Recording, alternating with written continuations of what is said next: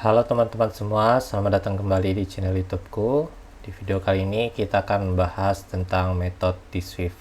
Setelah sebelumnya kita belajar tentang properti untuk menyimpan data, sekarang kita akan belajar bagaimana sebuah struct atau kelas bisa memiliki fungsi untuk melakukan sesuatu dengan data tersebut. Langsung saja kita mulai. Jadi metode adalah function yang berada di dalam struct atau kelas yang dapat kita gunakan untuk melakukan perubahan atau manipulasi terhadap data yang kita miliki. Sekarang coba kita buat sebuah struct sederhana. Misalnya kita buat lagi struct user. Di dalam struct user ini kita akan bikin sebuah metode yang akan mencetak teks untuk menyapa user. Kita coba buat metodenya. Untuk nama metodenya kita bisa beri nama sayHi. Kemudian di dalam metode ini akan memprint teks halo, saya seorang user. Nah, sekarang untuk memanggil metodenya kita perlu membuat sebuah instance dari struct user. Jadi di bawah struct user kita bisa kita buat sebuah variabel, kita kasih nama user, lalu kita panggil struct user. Jadinya seperti ini. Lalu untuk memanggil metodenya kita bisa tulis di bawah sini user titik sayHi seperti ini. Lalu kita coba jalankan program kita. Nah, hasilnya akan mencetak teks halo, saya seorang user. Terus bagaimana caranya agar metode yang kita punya dapat menerima sebuah parameter? Sama seperti function, kita bisa deklarasikan parameternya di dalam kurung bulat. Misalnya sayHi ini akan menerima parameter name dan dia akan menyapa. Nah, di sini kita bisa berikan dulu tipe data dari parameter name-nya. Kemudian parameter name ini akan kita gunakan untuk sapaan di print-nya. Lalu kita bisa ubah cara kita memanggil metodenya dengan mengirim sebuah parameter name seperti ini. Kemudian misalnya Budi. Oke, terus bisa kita jalankan kembali. Nah, hasilnya jadi halo Budi. Nah, untuk membuat pemanggilan function ini lebih semantik, bagaimana kalau kita tambahkan label pada parameternya? Jadi daripada kita menuliskan name seperti ini, kita bisa tambahkan label di parameternya, misalnya to. Jadi ketika kita memanggil fungsinya, kita tidak perlu menuliskan name, tetapi kita bisa tuliskan to seperti ini. Jadinya pemanggilan function kita lebih semantik. Terus sama seperti function, metode juga dapat mengembalikan sebuah nilai. Misalnya di struct user, kita akan menambahkan metode yang akan mengembalikan nilai umur user di tahun depan. Jadi pertama metode ini akan menerima umur sekarang, dan di dalam fungsinya umur tadi akan kita tambahkan dengan 1. Sekarang kita buat metodenya. Misalnya di dalam struct user kita bisa buat metode dengan nama umur tahun depan. Kemudian dia akan menerima parameter current age yang merupakan integer. Lalu metode ini akan mengembalikan integer lagi. Terus di dalam sini kita bisa return saja current age ditambah 1. Nah, karena hanya ada satu statement di dalam function ini, return-nya bisa kita hapus. Jadi seperti ini.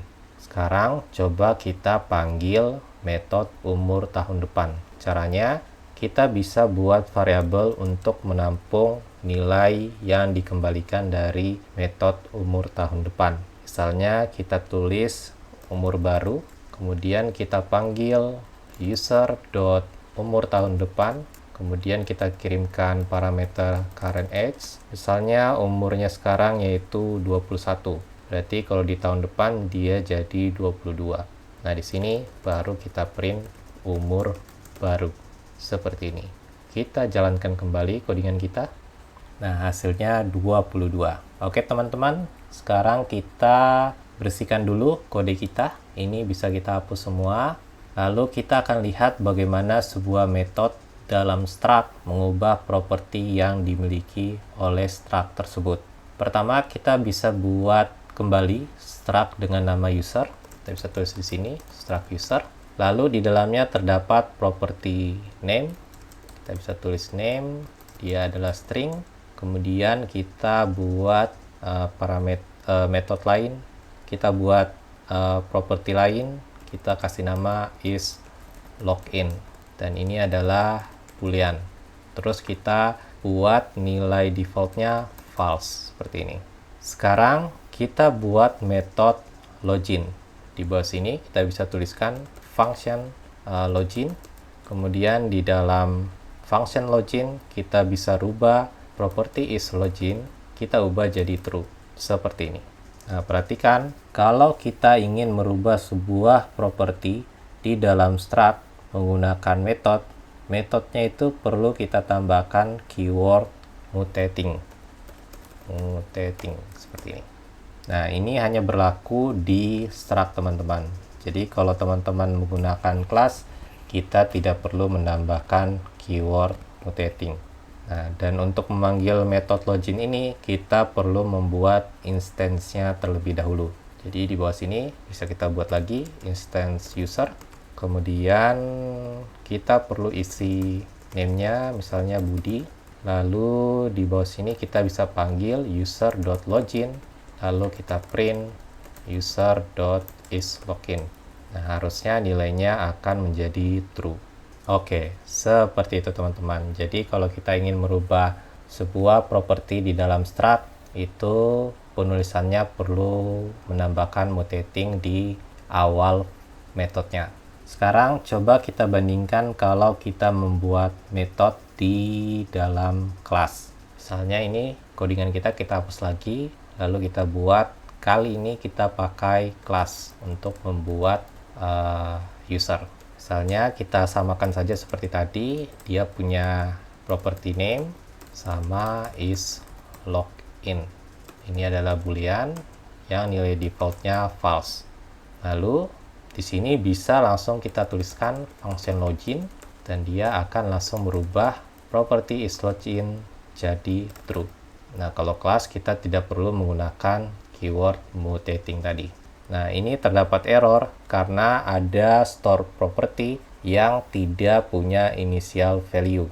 Makanya kalau di dalam sebuah kelas itu perlu kita buat function initnya sendiri. Jadi function initnya akan menerima sebuah name dan dia akan men-set property name dari params name ini. Nah, kalau kita tulis seperti ini, Swift akan bingung karena params kita itu sama dengan nama propertinya. Nah, untuk mengakses properti dari kelas user, kita bisa tambahkan di sini self.name.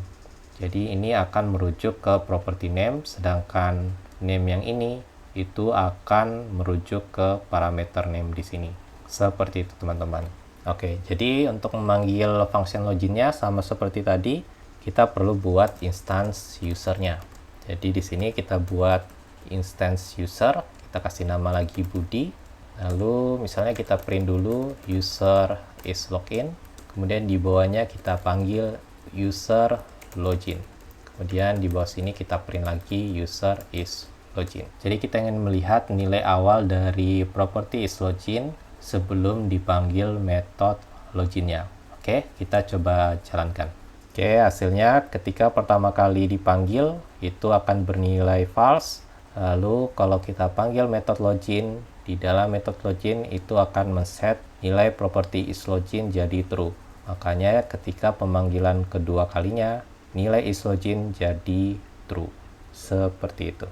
Kemudian ini bisa kita hapus lagi.